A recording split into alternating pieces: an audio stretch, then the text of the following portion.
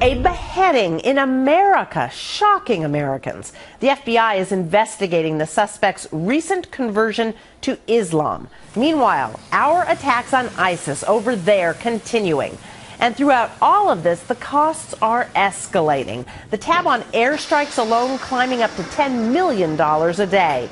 And some here say that's why we need to declare a war on our crushing debt, so we have enough money to win this fight. Are they right? Hi, everyone. I'm Brenda Butner. This is Bulls and Bears. Here they are, the Bulls and Bears this week. Gary B. Smith, Tracy Burns, Jonas Max Ferris, John Layfield, along with Janice Fuentes. Welcome to everybody. Okay, Tracy, is our debt adding to this national security threat? Heck yeah, because you know what? We don't have a slush fund. We should have a slush fund for war. But how could we? First of all, we've been cutting defense spending. Get this, from 2011, we cut $85 billion. Everybody remember what happened in 2011, right? And yet we're cutting defense spending thanks to the sequester and all that other stuff.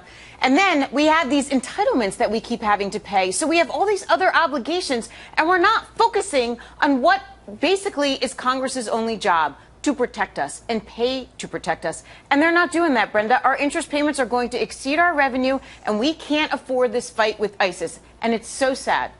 Gary B., what do you think? Is this about the money?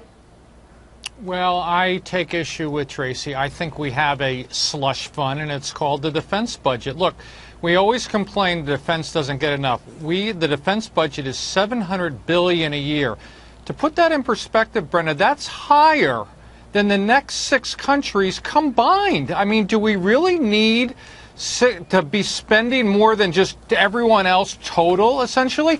This war against terrorism is expected to cost about $20 billion a year. I think of the $700 billion, we could find $20 billion here and there. I mean, that is, that's pocket change. So we have the money.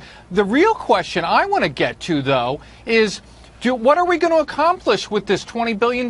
Do we have measurable goals? I mean, we were in Iraq for almost 8 years, I think. And what do we accomplish there? You know, we're back in, we're out, we're all over the place. That's the problem with defense spending. We just go in, we declare war, we come in with the Tomahawk missiles, and at the end, we don't have any measurable goals or objectives, just to defeat them. And no one knows how to measure that. John, does the battle against the debt finally need to be joined? Could this be the issue that will force lawmakers to finally fight the debt to protect our lives and our livelihoods? Unfortunately, no. Look, I agree with Tracy. This limits our options of what we can do. And the reason lawmakers are not going to fight the debt is because if you take out 40 cents of every dollar that we borrow, roughly, that's going to hurt the economy. We need to have a balanced budget at some point. We can't do that next year. We need a plan for, say, 5-10 years from now. Republicans nor Democrats have that plan. No politician wants to do that. Look at the trajectory we're on. We were roughly $5.6 trillion in debt in 2000. Under President Bush, it basically doubled. Under President Obama, it has basically doubled again. He said he would cut it in half. Instead, it's basically doubled. Will the next president, over 8 years, we're going to be roughly $20 trillion to take us to $40 trillion? That's the trajectory we own. Municipalities and cities, states cannot afford to provide certain services. We limit our options when we are in debt like we are. Well, would that the lawmakers would have the same courage that our men and women in uniform have, but we're not seeing that very much. Jonas, the Secretary of Defense said on Friday that the Pentagon is basically being constrained by the budget.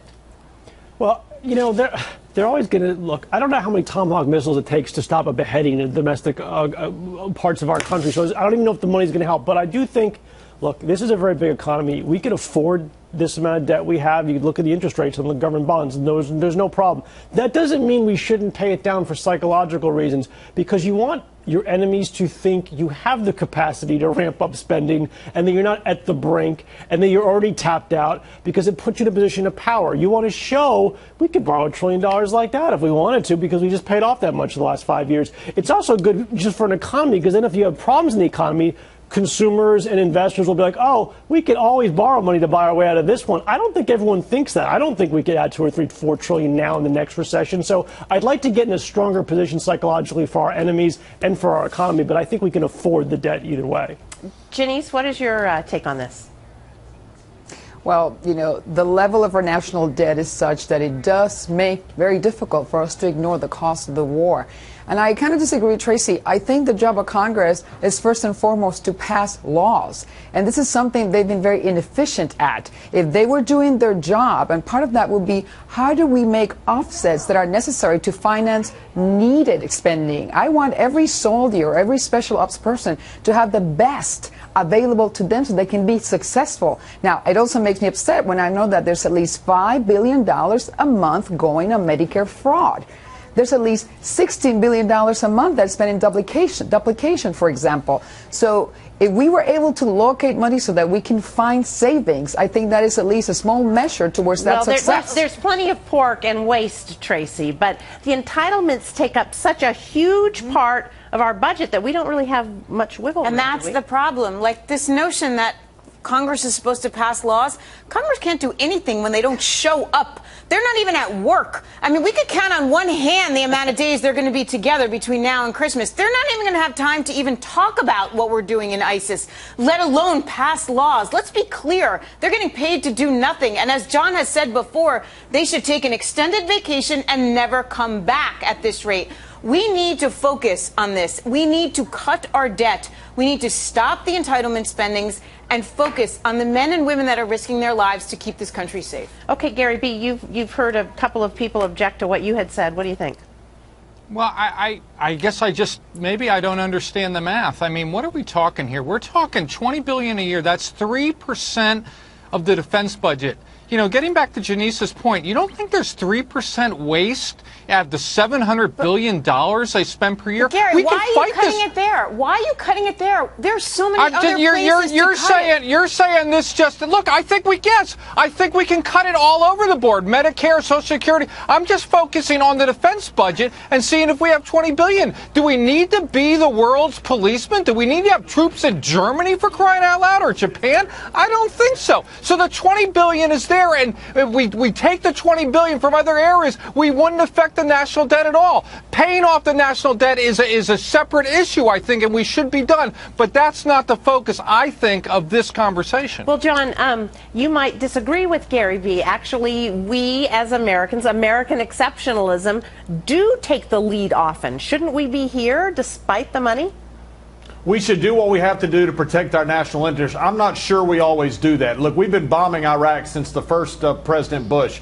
But to get to Gary's point, 9/11 cost us about $3.3 trillion by most estimates. And we've gone from 2000, we have tripled our national debt. And I don't understand how that's not factoring into something out there. Look, we have $2 trillion, Moody just said, in unfunded pension liabilities in the cities, municipalities, and states. At some point, we're not going to be able to pay our bills, and we're going to be like towns in Michigan and towns in California that don't have a fully staffed police force, fully staffed schools. That's when it comes home to roost. At some point, we have to get our national debt under control. Well, the states have to, but actually, we can just keep printing money, can't we, Jonas? You can definitely do that to a point. We've been doing that, and I don't think it's been bad policy. It hasn't shown up in the inflation figures. I just think you want to be in a strong financial position. You know, the 9/11 attack was in a recession. Maybe that wasn't a coincidence. Maybe they thought we wouldn't be able to raise a couple $1 trillion to fight back. They were wrong, but I will say that you want to pay off the debt, be strong. It doesn't mean ramp up the defense spending, because that's going to make the debt not go away. So let's get in a strong position, including low defense spending, and then be positioned well to take any crisis, whether it's financial or a military.